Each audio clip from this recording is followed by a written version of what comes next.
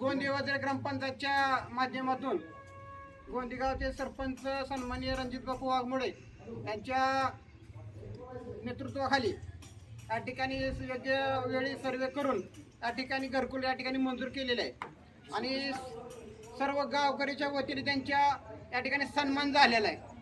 सन्मान याच्यासाठी की सर्व जाती धर्माचे या ठिकाणी आपल्या गोंदी गावामध्ये या ठिकाणी लोक राहतात, त्या सर्वांसाठी वज्र असेल गोंदी असेल या सर्व नागरिकांसाठी प्रधानमंत्री आवास योजना मार्फत या ठिकाणी घरकुलाची योजना प्रत्येकाच्या दारोदारी पोहोचवण्याचं काम सरपंच साहेबांनी केलेलं आहे।